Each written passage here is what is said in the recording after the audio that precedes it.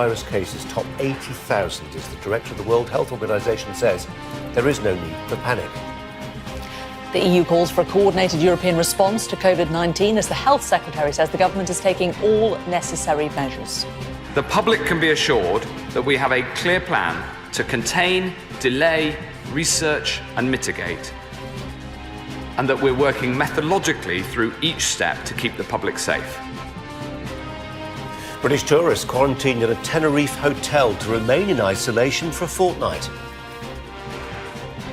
An immediate evacuation is ordered at high-risk areas in Ironbridge and Shropshire as flood defences are breached.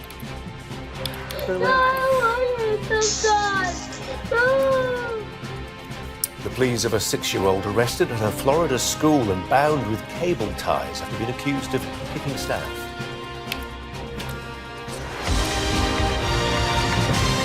The nation has admitted the sudden increase of new coronavirus cases is deeply concerning, but still does not represent a global pandemic. It's urging countries not to panic as cases around the world reach over 80,000. Well, parts of northern Italy are in lockdown effectively as an outbreak there has caused a dozen deaths. Meanwhile, British tourists are among hundreds of holidaymakers currently in quarantine in a hotel in Tenerife, where 4 Italians have so far tested positive for COVID-19. Also today, an office in London's Canary Wharf district has been closed down over fears about the virus.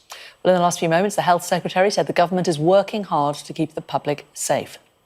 We have a clear 4-part plan to respond to the outbreak of this disease: contain, delay, research and mitigate. We're taking all necessary measures to minimise the risks to the public. We've put in place enhanced monitoring measures at UK airports, and health information is available at all international airports, ports and international train stations. We've established a supported isolation facility at Heathrow to cater for international passengers who are tested and to maximise infection control and free up NHS resources. The NHS is testing a very large number of people who travel back from affected countries, the vast majority of whom test negative. Well, as COVID-19 spreads further around the globe, the government's been updating its advice for travellers.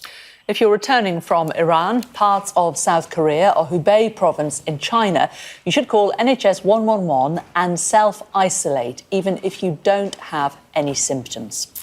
If travellers taking you to China, Thailand, Japan, South Korea, Hong Kong, Taiwan, Singapore, Malaysia or Macau within the last fortnight, and as a consequence, or perhaps not, you have a cough, fever or shortness of breath, the advice is to stay indoors and call 111, even if the symptoms are simply mild.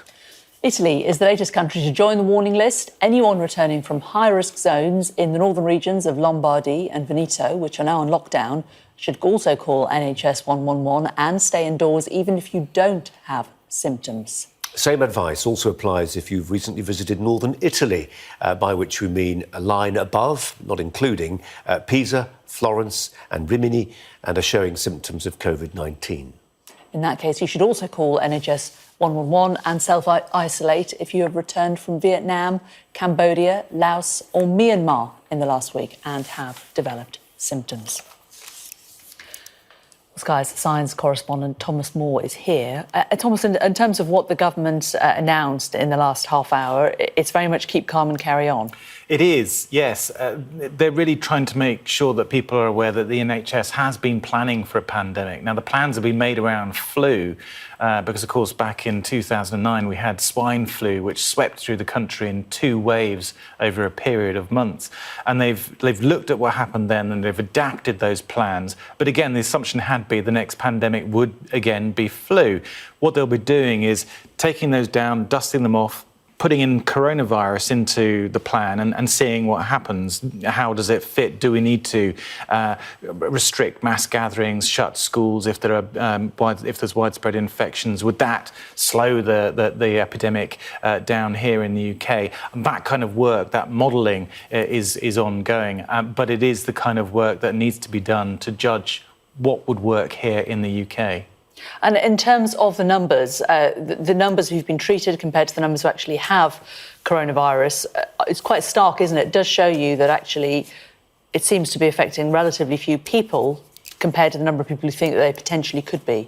That's right, yes. So the NHS has tested 7,132 people so far. These are people who've been to the affected regions, fit the criteria.